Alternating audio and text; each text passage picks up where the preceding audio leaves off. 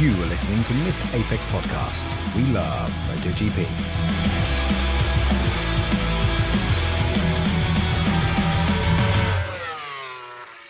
Hello and welcome to Missed Apex MotoGP Podcast. This is a show put together by MotoGP fans pretending to be experts. We aim to have a race review show ready for a midweek commute. We may just be punters, but we love to talk.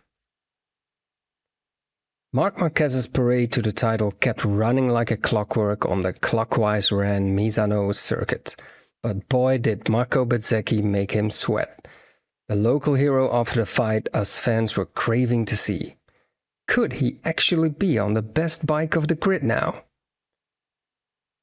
I am Jules Segers, your host for today, as the Gigi Dall'Igna of Missed Apex MotoGP, Kyle Power, just couldn't be bothered to show up this time.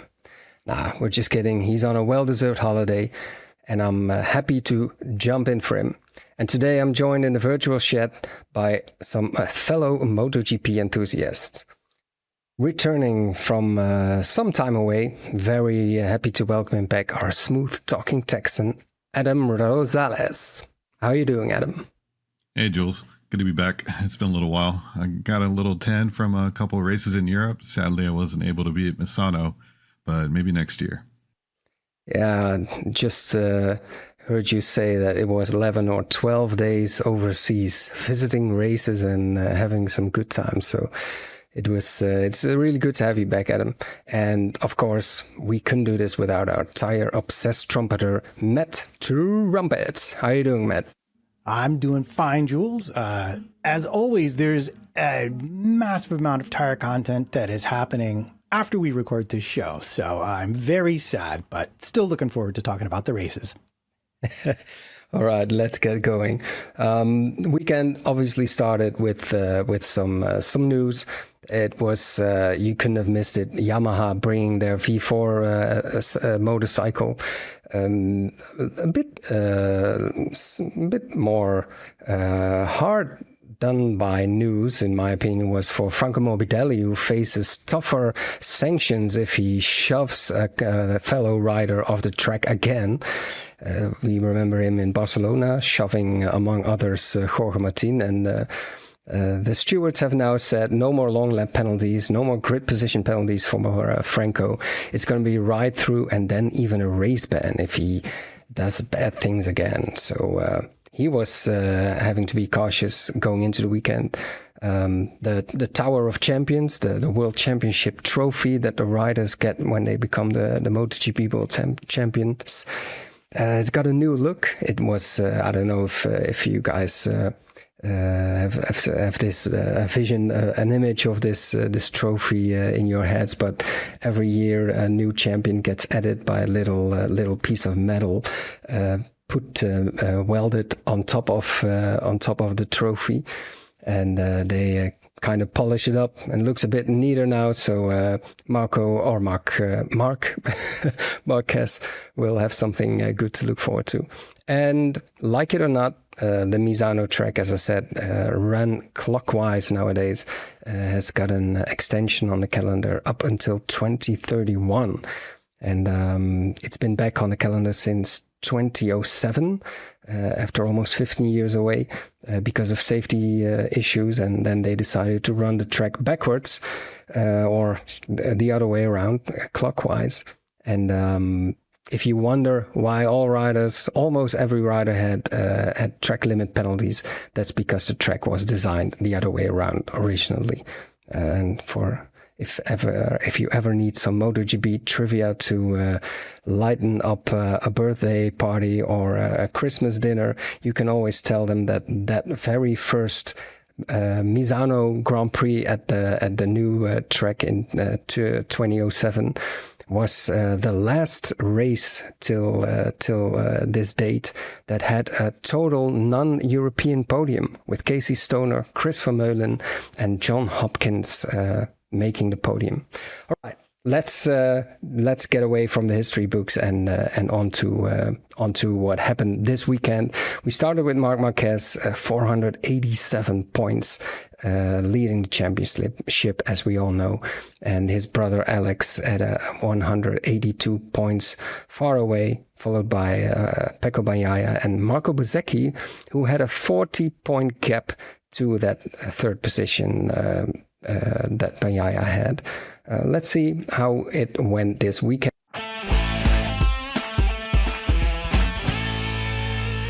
The Friday and the Saturday were mostly about enjoying the loads of grip at Misano after last weekend having to race at the Barcelona track where grip was very scarce. We saw Bagnaia getting through directly to Q2, which was the first time in 3 weekends for him.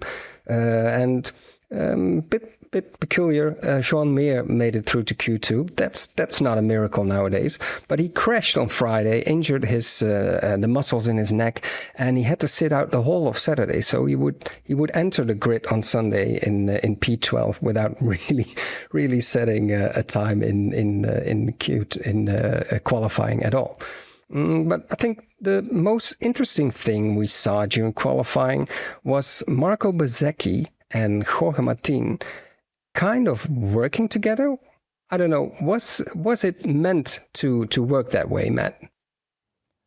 Yeah, it absolutely 100% was meant to work that way. And the thing that I really enjoyed about seeing that is we had some comments from Jorge last week about how he has to ride the Aprilia in a different style to get the lap time out of it. Specifically, how he is used to braking on the Ducati and using it versus the Aprilia. And when you tracked them together, you could absolutely see where he was making huge gains on the brakes, but then losing out massively through the corner and on corner exit as Bezzecchi was able to carry a much higher corner speed. I don't know, Adam, did you notice a similar thing when you watched it? Yeah, the Aprilia it looks like a different approach. And I could see Jorge Martin. I mean, he's been on Ducati for a few years, and look at the beginning of the season, how long it took Bez to kind of get up to speed with it. I don't know if that's due to bike upgrades or balance setup, or if it was kind of, adjusting to the way that the bike needed to be ridden. But it seemed like all of a sudden things clicked for him. And it could be a combination of both. But the Aprilia definitely has some unique characteristics where I feel like it excels. The biggest thing that I'm noticing is the corner exit, and it just kind of builds a little bit of a gap and kind of gets a safety window when is in the lead in front of a Ducati, like Baz against Mark, which we'll touch on later. But I feel like there's certain things that this bike, it's got its own little tricks that it might take somebody who's been on a Ducati for a few years to kind of unlearn and relearn to be able to take advantage of it. Yeah, and it was documented how Bezzecchi and Martin weren't the greatest of pals in the paddock, but it seems that during this season, all these things kind of fade away, and both of them starting to gel together. And clearly, I think now they feel they have a bike that can actually do something. But we'll touch on that later. So qualifying was interesting in that aspect. Shame for Pedro Acosta because he crashed in Q2, leaving him only P9. Jorge eventually got P11. Remarkable, Marc Marquez not on the front row, doesn't happen a lot. Bagnaia only 1/10 behind him, but the gaps were so small that it still made him start from P8. And Bezzecchi got pole position, and that would be the start of good things to come. Yeah, am I misremembering? Was there not just like a slew of yellow flags right at the end of Q2? And you haven't mentioned it, but was that the session where Binder had the issue with his bike chain? And so that absolutely, if you were going to talk about people who did not have good qualifyings, poor old Brad definitely didn't seem like he got off to the best start there. Yeah, it wasn't KTM's weekend, which we'll touch upon later also. So remarkable, Marc Marquez row 2, but also, again, Fabio Quartararo, having started the weekend on Friday in a very, very bad mood, eventually did put that Yamaha back on the front row again. So that was pretty interesting. Also interesting, the pole time by Marco Bezzecchi was actually slower than last year's pole time, and we don't see that a lot.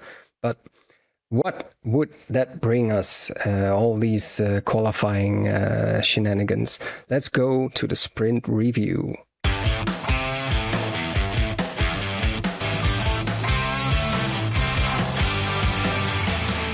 So many of times, especially also at Misano, you see the pole sitter not getting out of turn 1 and turn 2, leading the race. And you could see at the start of the sprint that Marco Bezzecchi had to fight off both Marquez brothers to remain in the lead.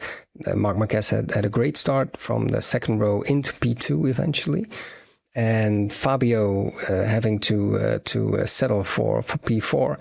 But then just when you thought, Fabio, can you do something from your great starting position? Matt, it didn't really work out that way for him, did it? No, it didn't. And I'll be honest, like the thing that blew me away is I'm going to go back to Marc Marquez's start there just to irritate Adam a little bit. Because honestly, I'm surprised Mark's mom didn't make him give that place back to his younger brother, because it was like he was like taking candy from a baby. He just absolutely mugged him around the outside, and as you noted, very nearly got Bez.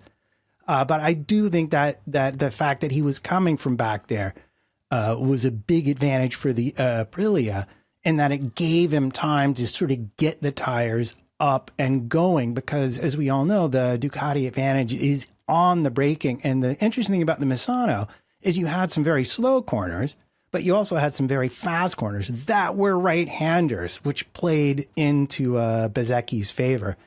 But yeah, Quartararo, it just he did seem to struggle off the line. Yeah, Fabio, he had an approach to Saturday which was awesome to see, because he just looked like he was riding angry. Like his qualifying lap was just like, you could tell he was pushing. He was like very animated on the bike. The bike was tossing all over the place. It reminded me of the days of Casey Stoner on the Ducati, where he was just kind of along for the ride, twisting the throttle and just going for it. And it was, I mean, it seemed like he had really good pace at the start. And it's like that bike has pace. It just, the tire management isn't there. And I feel like what they've been struggling for the last few years is getting the power down onto the track. And it's, I don't know. I love seeing his pace. I love seeing the aggression, but I just knew it wasn't going to be sustainable. And that's where, because it's a sprint, I feel like he kind of just sends it a little bit more, because there's less points on the line and a little bit less risk of tire management, because you don't have to worry about it as much. And so, was I happy to see Fabio up there? Yes. But was I surprised that he crashed? Not really, because I kind of figured something like that was going to happen. And like you said, this track's a little weird. You can push really hard, but then by the time you get to the sequence of right-handers, your left side tire is cold. And so that kind of leads into maybe the next talking point. Yeah, it was. I was going to say it was a joy to watch Fabio during the weekend, which in certain aspects it was, but it also looked like a couple of windshields on his Yamaha escaped a big slapping by him, because he looked unsettled and unhappy on the Yam for quite a few moments there. So sprint goes on. Bezzecchi P1. Marc Marquez behind him, and we've seen this actually in the last couple of weekends, that this is kind of the new racing order, where it was the brothers during the first half of the season, more or less, steadily 1-2. It's now Marc and Bezzecchi quite a few times already, and made you also kind of wait for, okay, when is Marc going to do it? He's clearly he has got something left, but did Did it look that way this time to you, Matt? No, you said he had something left, and I'm going to disagree 110%. I don't think either of them had anything left. I think they were very, very close to their limit, which is why I think certainly in the sprint, a mistake defined, Marquez being able to get ahead of Bezzecchi, and then the ultimate result. But I was struck by the fact that the writers all talked so much about the unbelievable amount of grip available at the track, to the point where it was causing, I know, not necessarily for the top two, but it was certainly potentially causing issues. The other thing that I picked up that got mentioned was that the wind could change direction to the point where you would actually have to adjust your braking points. So it was a very exciting start. You did, and you could see the thing again, like I mentioned it, watching just Jorge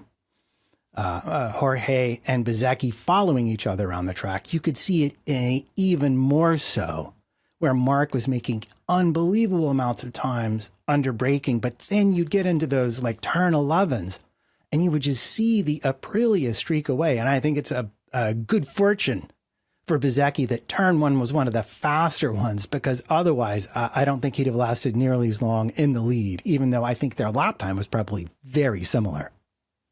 That's like you said, how the Aprilia was kind of building or pulling away a little bit. That's what I was kind of alluding to earlier with the corner exit. The Aprilia, they just works really well out of the low speed corners. And I think it really suited itself to this track. And then what compounds onto that, why I feel like Bezzecchi was able to fight for the win, was Mark doesn't like or not that he doesn't like, but he's better on left-hand turns than he is on right-hand turns. And so that really fast sequence, coming out of a slow corner into, a kind of medium straight into some really like fifth gear wide open right-handers that go into a weird, awkward on throttle, off throttle, brake, downshift twice, brake, little bit of throttle, brake harder, keep turning right. That just helped Bez kind of keep that pace and have a little bit of, something in his back pocket compared to Mark, and you could see how Mark was just being aggressive. And then once he kind of pushed a little bit too much, I mean, we saw what happened. I think the other thing I want to add to that, because I talked about the grip available, I do believe that that's something that has been mentioned as an Aprilia weakness, being able to keep the rear tire attached to the surface under acceleration on throttle. And so that would have helped them. And it probably also would have helped the Yamaha too, you would think, because I think that's also an issue that they had struggled with. Yeah, I think the Yamaha gets a little bit too much wheel spin coming out of the corner, and it's like, I'm going to say micro spins, like almost a chatter, and I feel like that's what maybe causes the tire to overheat and then just kills the pace. Because you see Fabio, it's like he starts ahead, but he can't overtake anybody. He can only manage his pace, and then once he gets overtaking, he never really has a chance to fight back, which is kind of sad to see. But I think it's largely in part of the way that they were struggling on power a couple of years ago. They built a better, more powerful engine, but it's hard for them to manage that into, the contact patch. And it just kills the tires, especially when he's trying to manage it, a full GP and not just a sprint. That's some really good insight in the Yamaha struggles. While Fabio, fell victim to his own mood, probably. We saw Bez indeed having trouble in exactly those slowest corners, the turn 4-5 combination, as you referred to already, Adam. And he got a bit sloppy halfway down the sprint race in those turns, and give Marc Marquez even half an opportunity, and he just threw it down the inside of Bez, who didn't expect him there, he would later say. And Mark took P1, and that was kind of it. We all thought probably, but it wasn't, because in the same lap, going down in turn 15, it was Marc Marquez suddenly going down, and he later referred to that maybe I was, too eager to immediately pull that gap, because he had been behind Baz, warming up his front tire for quite a few laps already, and then suddenly being in the open air, maybe his tire cooled off a bit too much, and Mark went down. And that was only his first crash in a sprint race this season. And so it was Baz all along, and he would go on to win that sprint race. He saw off Alex, who really tried to be a threat to him, but he saw off Alex Marquez, who ended in second place, and Fabio Di Gianantonio for his home crowd, ending up in P3. And for Marco Bezzecchi, it was his first sprint win since I think it was Austria in 2023. So that was a while back. And after securing pole and then winning the sprint, what better way to go off to the Grand Prix on Sunday.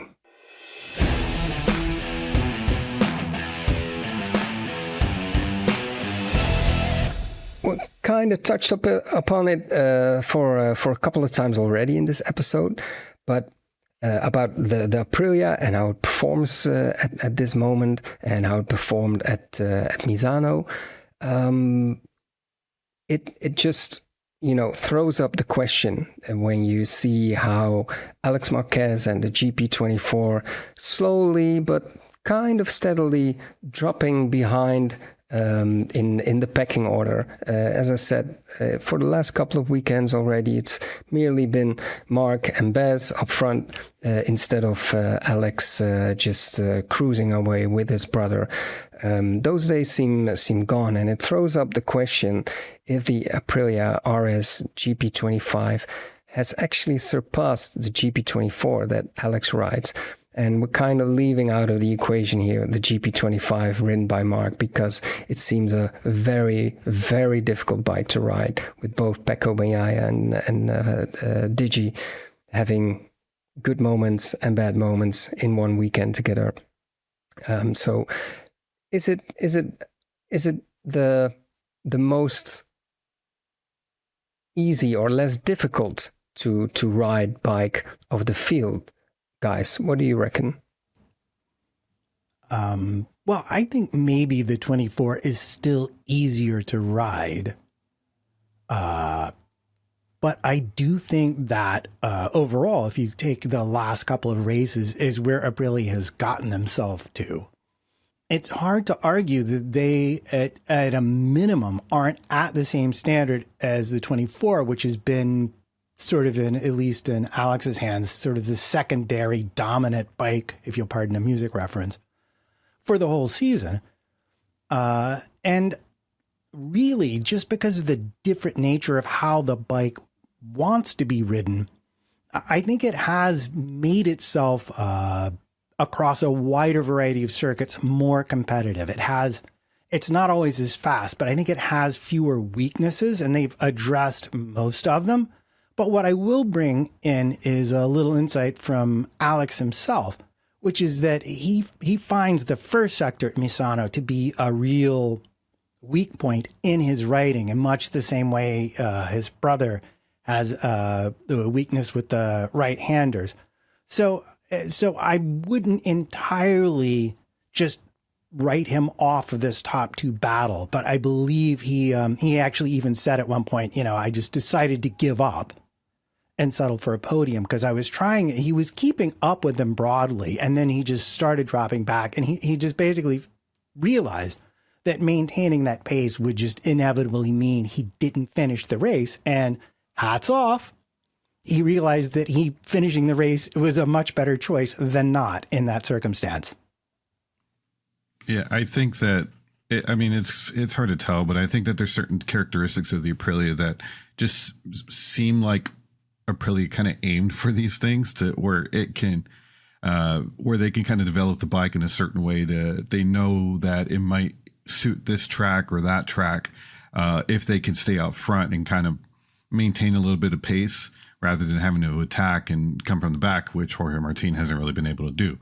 And I think that the way that the GP24 or kind of ended up being developed with its life cycle last year was more along the lines of like the most accessible bike, the like just all around package.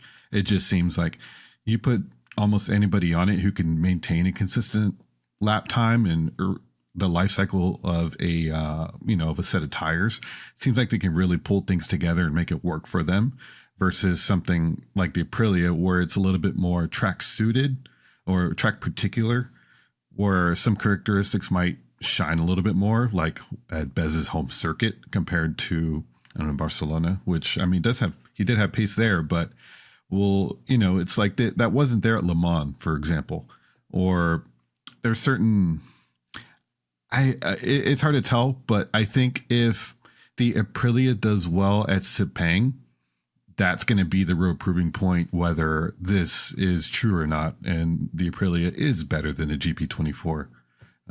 Sepang is going to be, I feel like, the real test of this. Yeah, for me, it's a bit of a nightmare with the Barcelona round. But if I look at the performance and Bezecchi's performance too, because the two really do go hand in hand, because it's not a bike. Anyone coming from a Ducati or that style of a bike to the Aprilia has some relearning to do, and add to it, he didn't expect to be the lead factory rider. And it's been a learning experience. But if I look broadly at the performance of the Aprilia across the last 3 races, they really do seem, with the upgrades they brought, to have made a proper step forward. I'm willing to accept your Sepang wager in terms of how well they perform overall. And we didn't have, also as noted, we had Alex with a particular, weakness in this track. So comparing it directly to 24 with top riders was a bit of a challenge. But I think they've genuinely got something. And even after the test, I think Jorge is still like, well, I'm only really I was at 60% for the weekend, maybe 70%. And now after the test, I feel like I'm more 80%. But he's found some things that are making him feel more confident. So we'll have to put a pin in how good is it at overtaking until he gets comfortable enough to start doing it on the regular. Now, the part that I'm wondering is how big of an operation window it has compared to the GP24. Like how much on the line, on that fine line, was Bezecchi riding? Because he really only made like one mistake during the GP. But, it's like these guys they're the best. But how big of a window does it have to be able to maintain that speed? And that's where I'm curious on what it's going to be like at, like, say, Phillip Island, where it's more so it's kind of mid to high speed circuit, not a lot of low speed corners. And so I'm wondering how well that bike is going to do at a circuit like that compared to Misano, which is a little bit more stop go with fast corners. But yeah, I'm just curious how big of an operational window it is for a rider like Bezecchi. Or I'm wondering, I mean, complete hypothetical, but like, what if we got Pecco on that bike? What would he do? I wonder how he would ride it and how much he would have to unlearn from his Ducati and, jump on that. And I don't know, it'd be interesting to see. We don't need any more silly season speculation, Adam. Please stop now. But haven't you heard the news? He's going to be at a Ducati next week. Oh my gosh. All right. So I'm joking, I'm joking. You started a rant, but there was all the, Gigi out of patience, blah, blah, blah. And I read the whole quote, and he basically said, well, yeah, I've lost patience. He's lost patience. The fans have lost patience. This is a very normal thing that happens when you're in a spiral like this.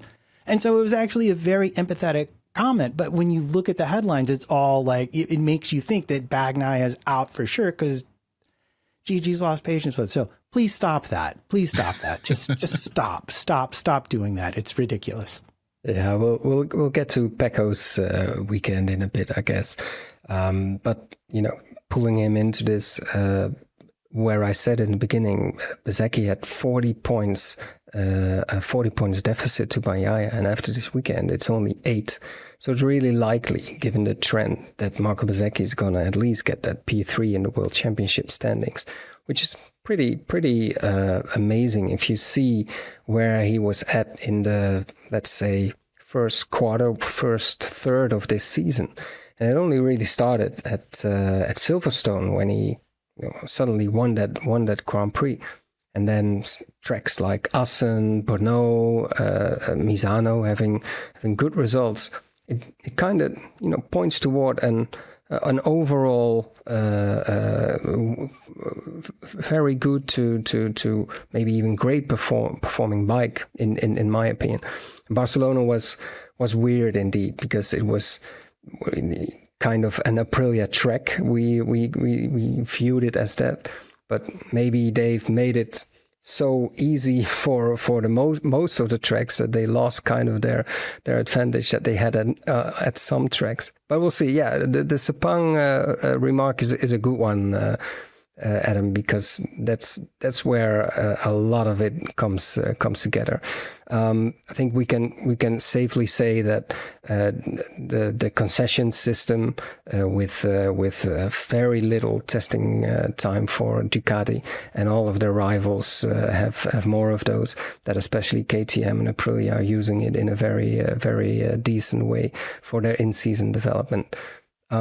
So before we get on to other things, Bezzecchi really gave Mark a run for his money, and even after Mark overtook him on the Sunday race, he kept the gap within a second. They were exchanging fastest laps. It was just that one mistake, it seemed, that cost him his leading position. So if Bezzecchi could iron out those things, as he made that little mistake in the sprint as well, could he be, on this Aprilia, most likely be the biggest threat to Mark in 26? Yeah, absolutely. Especially if Martin doesn't get to grips with the machine in the way in which he's expecting to. I think right now you'd have to say it's circuits where the bike goes well, because I'll grant Adam the benefit of the doubt on that one. But at circuits where the bike goes well, the thing about the development is the bike development's been good, but the rider development has also been there for Aprilia. They've been able to work with Bez, get him riding the bike the way it needs to be written to extract the lap time from it, and to continue to adjust the setups to improve his ability and his comfort. And I think what we really saw, this is interesting, because I saw some people saying, oh, no, Mark had some in reserve. And I disagree. I mean, he himself said that, he was like spiking his heart rate those last few laps because he couldn't drop Bezzecchi. And I think the reason this whole weekend was defined by mistakes at the front is because the nature of the track, with the grip that it had, put the riders absolutely on their limit in a way that they aren't always, where they're having to manage fuel or tire temperatures or brake temperatures. It was cool. They didn't have to worry about any of that so much this weekend. And so, yeah, I think we saw both riders really pushing each other. And even though we didn't get massive back and forth duels turn to turn, for me, it was still an absolute nail biter watching it happen. I mean, dude, this was an awesome race. Like, it was crazy to see Mark being challenged. For part of it, it almost looked like he wasn't going to be challenged, but then Bez put in, the lap, was it the lap or the fastest lap of the race? And then Mark did the same thing in retaliation. It was like they were back and forth for a little while. Then the gap kept closing, and I didn't think that was going to happen. But one thing that's kind of fundamental, the way Mark rides throughout a race weekend, is something that's kind of, what started back in the day, but whenever he first started in MotoGP, he always wanted to find the limit. He would find the limit by crashing. He always figured out how far he could push the front and be able to either do one of his miraculous saves with his knee or elbow, keep the bike back up, but he knew that limit. And so this weekend kind of showed a little bit of that aspect that we haven't really seen since he switched to Ducati. He hasn't had to find that limit, but it's like this circuit has, the fast right-handers, and then you have two left-handers, and then you're back to more right-handers. And so by the time you get to the final two corners, the left side of your front tire is kind of cold. And so it kind of showed Mark's old ways of trying to push the front to figure out where that limit was. And unfortunately, he couldn't keep it keep the bike up, and he ended up going down. But he learned from that. And so from that point, he knew the limit for Sunday and he knew how much he could push. And I feel like Bez has been riding with him enough where he knows that Mark knows the limit. And if he knows he's at the limit, Bez can ride at his limit. And so they were just kind of back and forth. And I feel like that's kind of what led to the epic race that we had. And like I said earlier, I didn't think it was going to happen, but Bez kept it up there, kept putting in those fast laps, closed the gap, and it was a nail biter. Yeah, there wasn't a lot of back and forth, but seeing the lap times and then the battles down the grid, I mean, it was awesome. It was great to see. It was cool to see the challenge like that, but I knew Mark had it once he got up front. I did have a little bit of hope for Bezzecchi for a little hometown win, but yeah, still a bit of a fairy tale this year. Yeah, and Mark afterwards said indeed that he had to fight for this in a way. He last had to fight for it in Assen, which was also Bezzecchi chasing him. And I thought when I read that remark, I thought, okay, so what does this say about your fights with your brother? But fair enough. Let's not get into that. But yeah, Mark winning in the Misano on the Sunday, it meant that was his 8th victory in the last 9 races. Adam. One more thing I wanted to touch on is when Mark is challenged, he starts doing not necessarily mind games, but race tactics. Back in 2019, I was at the circuit for the race, and it was between him and Fabio on the Petronas satellite bike. And him and Fabio were back and forth in weird ways where, Mark was doing the tricks where he's out front, but he would hesitate to get on the throttle to throw Fabio offline, little things like that. And that's something you hadn't seen Mark do. I feel like it's one of those things you kind of see more in person than you see on TV, but you still kind of see some of that when it does happen. And it's something he hadn't resorted to. So I feel like he was pushing, he was at his limit, but he didn't have to start going to the full-on race battle tactic, which you tend to see sometimes that he does. But yeah, I just wanted to add that too. There's another chapter that Mark can add to his fighting tactics, definitely. Yeah, the guy's just a monster, and he knows the fastest way around the circuit, and he knows the fastest way for the person behind them to be fast, and he knows how to prevent it. And so, yeah, the guy's just a beast. He's got the speed, and he's got the mental capacity to be able to calculate these things in real time, and just knows what everybody else is going to do.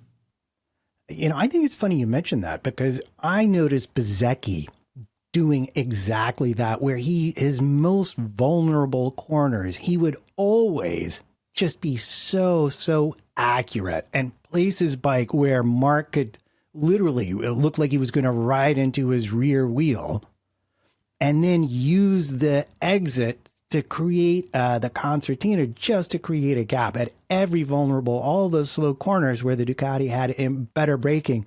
He was so good about that bike placement. And again, the mistakes is what you love to see, because that means both riders are pushing each other to their absolute limit. And so, yeah, great weekend. And yeah, thanks for the observation there, Adam.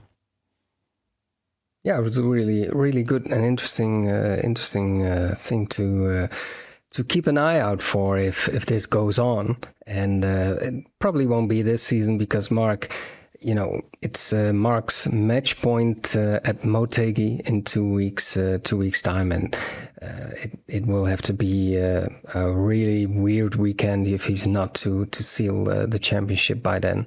He needs to outscore Alex, his brother, by 3 points that weekend.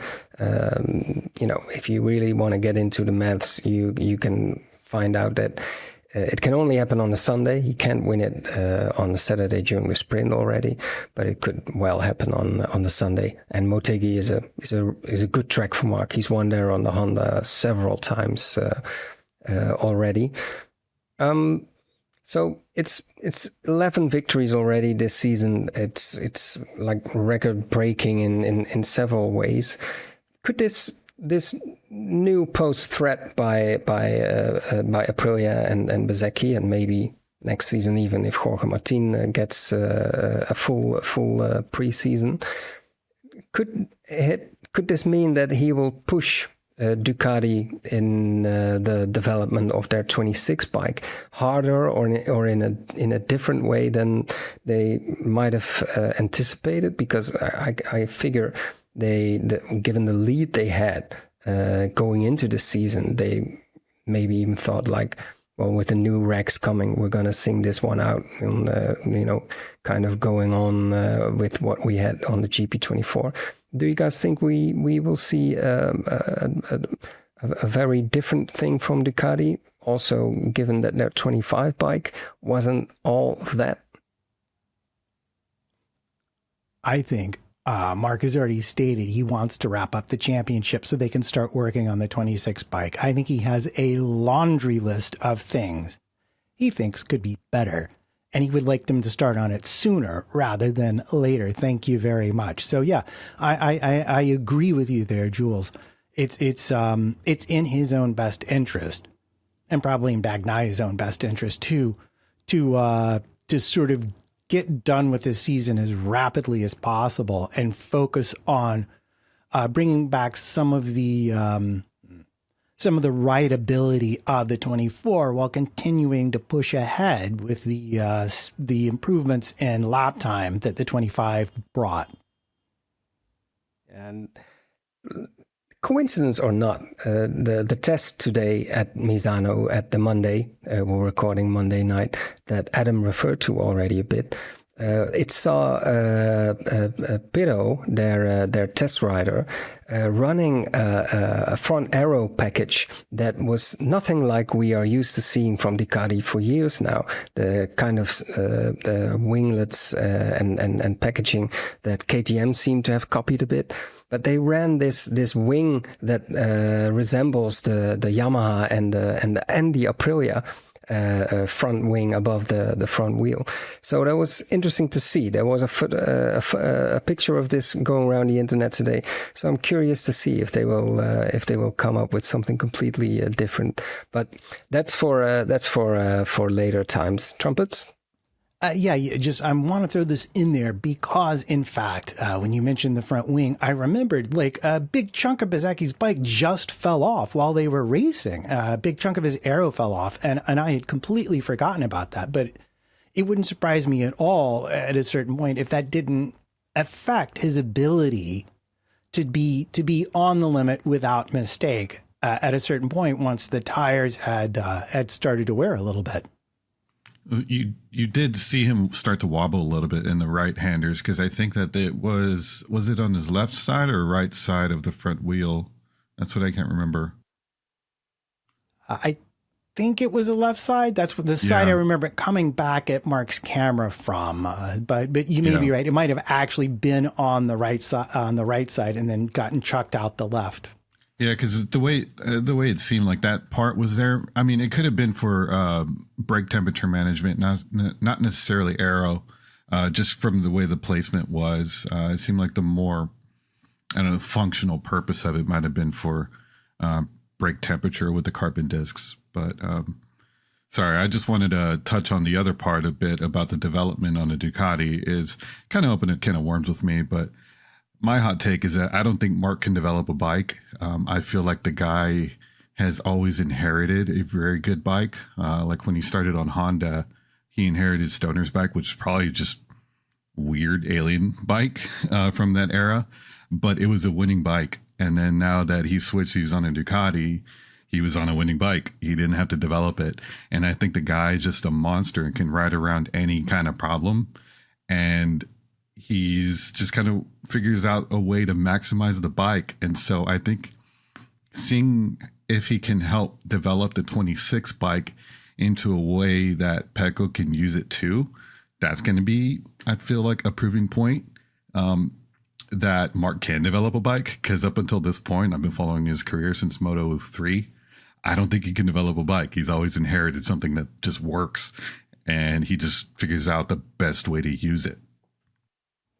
And that is a defining characteristic of a lot of champions in motorsport. What I think is going to be interesting and probably very useful for Ducati is you've got Digi, you got Bagnaia, and you've got Mark all giving you feedback. And so there will be some crossover there. There will be some unanimity of opinion as to what the riders are all saying individually they feel would help them be quicker, ride better. But the fundamental thing, and I think this is something that Mark agrees with Bagnaia on, is the big change from the 24 is the feedback from the front braking and the front tire in particular is somehow different enough that it's robbed Bagnaia of his unique braking ability that was his main calling card, and he's not been able to find it.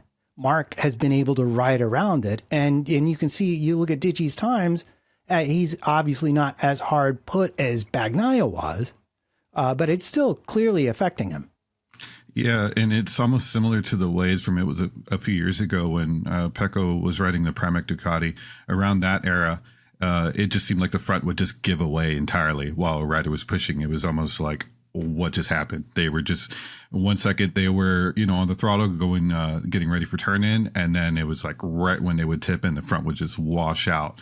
And it's not quite to that level, but I feel like it could be. It's just that Pecco's kind of developed a way to ride a little bit more safer now that he's kind of got that championship mentality, and rather than just kind of sending it every lap or every, GP.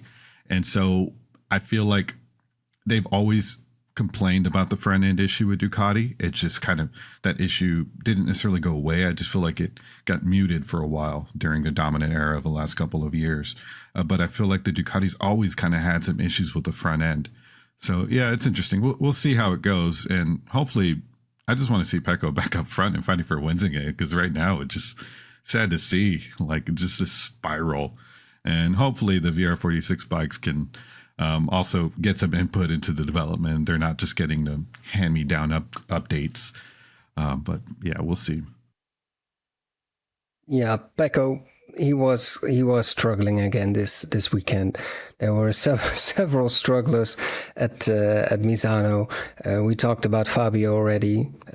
All KTMs were struggling, bar Pedro Costa, who kind of got his bike going and was going really well on Sunday evening when his chain broke. And we saw that happening to Brad Binder already on the Friday and the Saturday. So there were a lot of strugglers, but none of them were hitting new lows as Pecco. And as Matt referred to already, he was quoted having lost patience, Gigi Dall'Igna having lost patience. Everybody's losing patience, the fans, etc. And it's easy indeed to kind of read into this. Oh, they're losing patience with each other, or they're falling out, or the garage is Mark's now. But I think all statements point toward that they really want this to be solved, and that they still believe in Pecco. But it was a rough weekend. Starting 8th, sprint on Saturday, dropping like a brick to P13. Like losing 5 places with 2 riders in front of him even going down, so practically losing 7 places. It's just hard to swallow, isn't it? And then on Sunday, he said I was driving on the limit, and once I tried something extra, I immediately went down.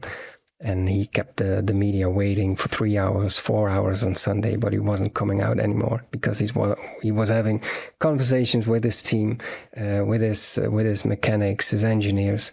Adam, as you referred to, it's just sad to see a champion like this. What do you reckon? I mean, you've been watching the sport for years. Can you be fixed if you're broken down weekend after weekend like Pecco is? I mean, look at Mark's comeback. I feel like it's doable. He just needs to get a bit of a reset, and hopefully winter break and the GP26 development will kind of steer it in the right direction. But I think a big part of it at the end of the season is going to be a mental thing. And I'm sure he knows that. And you're talking about factory Ducati. They're going to have the resources needed to be able to help with stuff like this. And whether that's something like a sports therapist who can help him reset. And I mean, he's got all kinds of mentors available to him who are willing to help steer him in the right direction. I mean, just being part of the VR46 Academy alone and getting some seat time at the dirt track at the ranch. I mean, stuff like that will help build your confidence and your momentum and just kind of give you the ability, the mental capability of being like, I'm beating these guys at the flat track. What's happening at the MotoGP track is down to the bike. It's not necessarily me. It's down to some of the things that are out of my control. I'm just going to do what I can and twist the throttle and just try to, steer the development a little bit in the right direction. Yeah, I actually love that because I agree with you. One of the most important things you can have when you're in a performance-oriented profession is an independent benchmark, especially when you're in a profession that is so equipment dependent as MotoGP.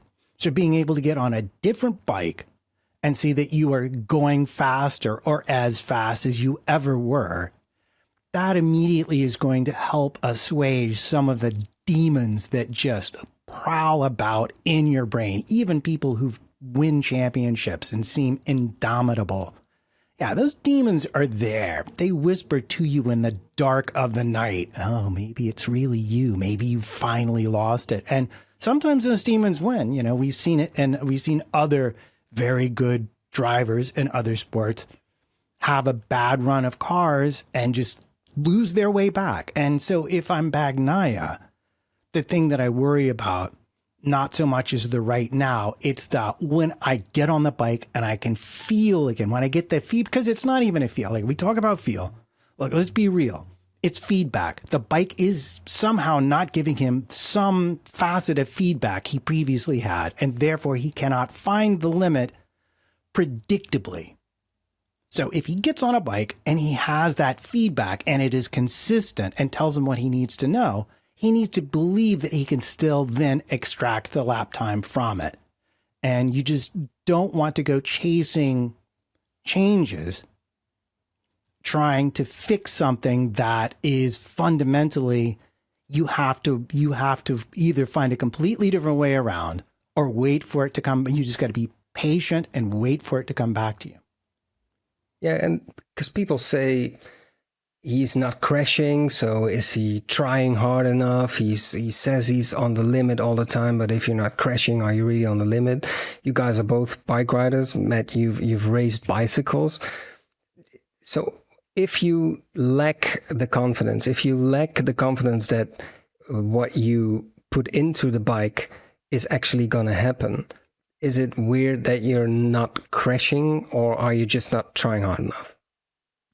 There's completely not a completely different sport, but in motocross, at least right now in American motocross, there's a rider who just finished this season, Jorge Prado. He's a multiple MXGP world champion riding prototype dirt bikes, right? It's like MotoGP, but motocross around the world. Well, he came to the American series, switched from KTM to Kawasaki, and showed flashes of brilliance. He's showed some pace, but it's a similar situation where he just gets an amazing start in a stacked field and just fades away. And the guy will finish like a minute behind the leader. But, that's not completely terrible in motocross. They're used to big gaps, but it's still just like, what is going on with this guy? And he's a multiple-time world champion. He's on a factory Kawasaki. How is this happening? Well, there's a lot of issues that can kind of compound into confidence. And part of it is that when you crash in the dirt, you stop. It's not necessarily the crash that hurts you, it's the stop. And that's what breaks bones. And you don't want to be out for, 2 or 3 months at the peak of your career. And so there's a point where you need to find that balance of, I want to push, but I also need to make sure I can push next week. And so you need to ride smart and make sure you have a balance to help keep you on a seat and keep you developing. And so I think that's what Pecco is doing, is just he's got a certain balance where he can push just enough where he doesn't crash and doesn't get hurt, because you don't, he's got like I said earlier, the championship mentality. He wants to score points every weekend. He doesn't want to win every weekend. He just wants to score points. And so I feel like this approach that he's got, just because he's not crashing doesn't mean he's not pushing. He's got to be pushing. I mean, look at the lap times. He's close to the front. You can't get there without the tires in the right window and the right push. And so, yeah, I feel like that's just somebody who doesn't, if somebody says that, they'd feel like, I don't really trust your opinion. So much for the strugglers of the weekend. Now, if you think that we're strugglers as well, putting together a show, or if you do like us and do like our show, please feel welcome to follow us on Twitter or X, as you will, or subscribe to our YouTube, or leave a comment there. You can let us know, and also send us an email at missedapexmoto@gmail.com. So various ways on Twitter or X, it's missedapexmoto. Let us know if you have a question, or if you want to leave a remark or a like. All of it is very welcome. So we're nearing the end of this episode, but not before we have some honorable mentions. I think what at least needs to be mentioned is the Yamaha V4 debut. It was long awaited, and there it was in the hands of Augusto Fernandez, racing it. Broke down a couple of times. He crashed it, but in the end, his lap times weren't that far off of the front pack, and it seemed promising. Toprak will get an extra test running the Pramac Yamaha V4 before the post-season test at Valencia. So they're making work of this. And today at the Misano test on Monday, the Pramac guys and even Fabio tested the V4 with mixed reactions. Fabio, it seemed like nothing would make him happy at this point. Adam, yeah, I'm surprised they haven't said anything about a possible wild card for Toprak at Valencia. I feel like that's something that he would probably benefit greatly from, and I believe at that point the World Superbike season's already over. But yeah, it'd be really cool if they did something like that. And the other part I wanted to add was I saw some videos comparing the sound from the current Yamaha to the new V4, and it sounded like almost muted. It sounded very different. And so I'm interested in how it is on the power to ground, just because that's kind of been a struggle. And so hopefully this helps. But yeah, we'll see. I don't know. It's interesting. Yeah, you might be right there, because Augusto Fernandez was quoted as saying that they haven't fully opened all power on the engine this weekend. So yeah, Fabio Quartararo, he wasn't too impressed. He said he didn't really feel any improvement as compared to the inline 4. But then Jack Miller said, "Wow, we have something to work on here." Did you catch any of that, Matt? Yeah, I was actually. I'm delighted you brought that up. I actually have a technical question for Adam that is so completely far away from what we're talking about now. I might even just ask him after the show. But I did catch that. And I feel like those two responses are actually perfectly acceptable. I think from the Quartararo point of view, he had a very specific lap time he felt would be like, okay, we are within shouting distance of the current bike, therefore it's good. But I feel like the way Yamaha is rolling this out, and let's remind ourselves, the bike finished. The engine didn't blow up. I mean, it may not have been that they had some issues with setup because they have no historical data on it, and they've had some fuel consumption issues that caused them to have to ride slower in the race. That said, this is a very raw, unfinished project. So what the engineers are looking for is future direction as they begin to refine it.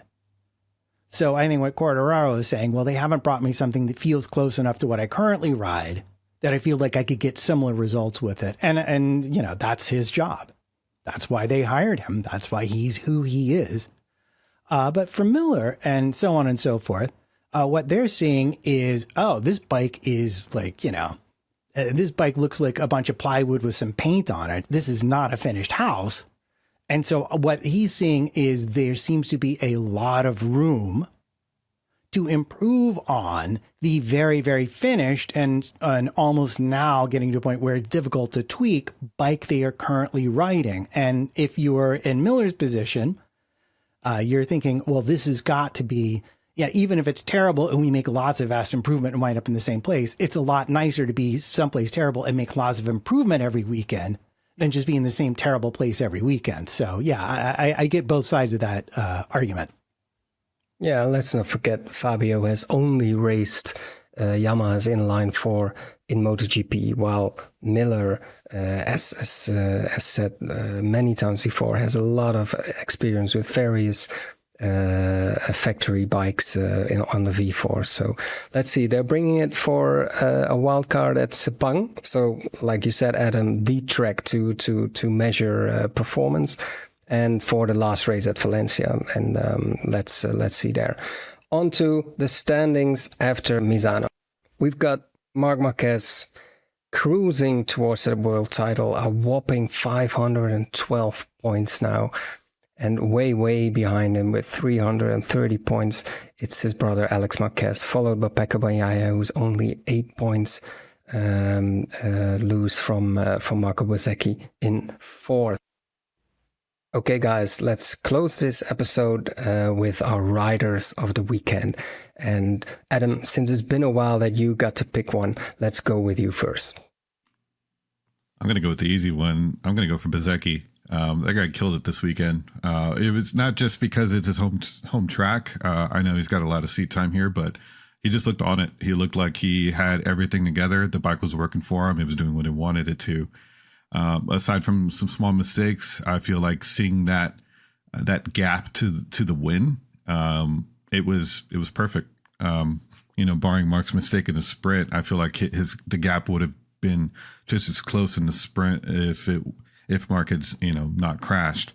But seeing what he did in the race for the full distance, that was great. And so yeah, definitely Marco Bezzecchi, rider of the weekend. Yeah, he needed to be mentioned here. So what leaves you, Trumpets? This is an interesting one because a lot of my usual suspects have gone missing. I'm going to mention the person who got completely overlooked, but his words absolutely spoke to me. And that's going to be our friend Alex, who recognized that sometimes just getting to the podium is all you really need to do, and smartly did not throw away points when the temptation was so great. So great, in fact, I will still argue along the lines of Adam saying Bezzecchi was the rider. I'm still going to argue it was he knew, he could hear that bike behind him, and he was pushing to make that gap. And so that mistake, I think, was generated as much by Bezzecchi as it was by Mark trying to just be greedy. And again, that's what I loved about the whole weekend. But yeah, no, congratulations to Alex for putting his sensible hat on and getting the points that he needed to get.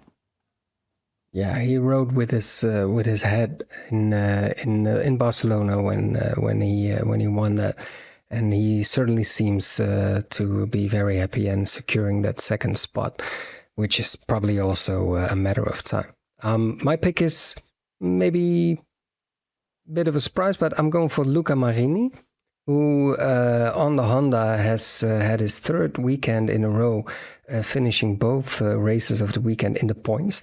And not only does he have a really solid performance, but also given where he was last year when he made that move to the Honda factory team, and that bike was so bad, and he just came off a Ducati.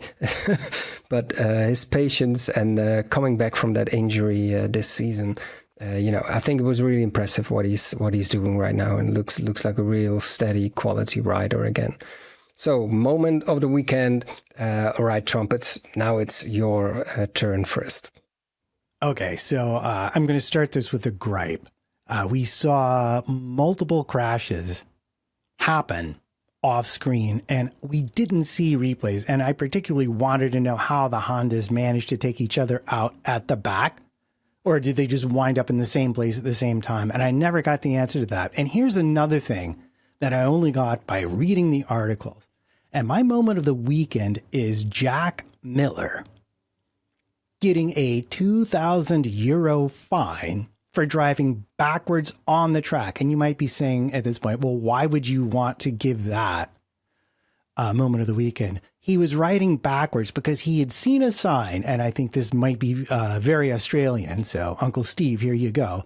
He'd seen a sign from a fan saying, hey, give us your gloves, we'll give you a beer. And he wanted to give them his gloves, but he missed them. He went too far. So he just made a U-turn and rode back to them. And sadly, I don't think he got the beer, but the fans got the gloves. And I mean, how can you not love a sport like this? It's fantastic. And I wish they had shown it, or maybe I just snoozed through it. I don't know. But anyway, that was my moment of the weekend. Yeah, for this only, Jack indeed deserves that contract for 26. Adam, what was your moment?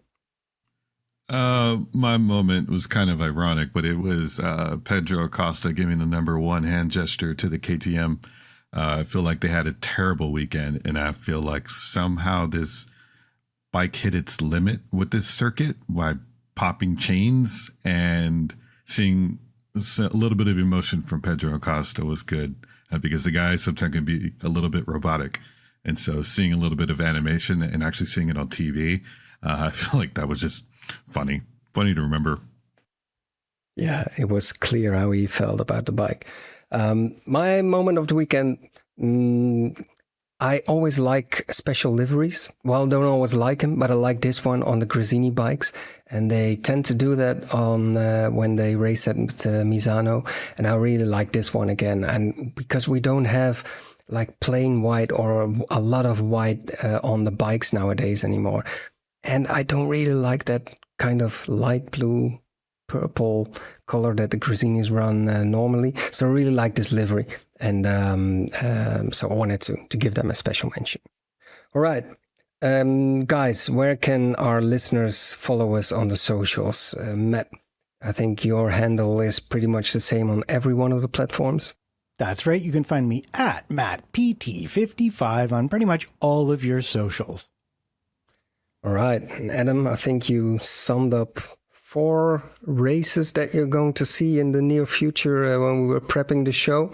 For your and we can follow all your traveling on the socials, I guess. Yeah, you can find me on Instagram at adam.grandprixtravel. I'll be at the Motocross of Nations in a couple of weeks if anybody's out there.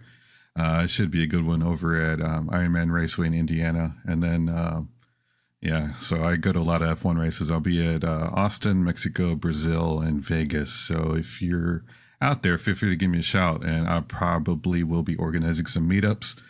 We usually go bar hopping here in Austin. So, yeah, it's a good time. But, find me on Instagram. All right. Well, that's it, guys. Thanks for listening. We'll be back again in 2 weeks' time to review round 17 already of this season, and that will be the Japanese Grand Prix at Motegi. As always, again, thanks for listening to Missed Apex MotoGP.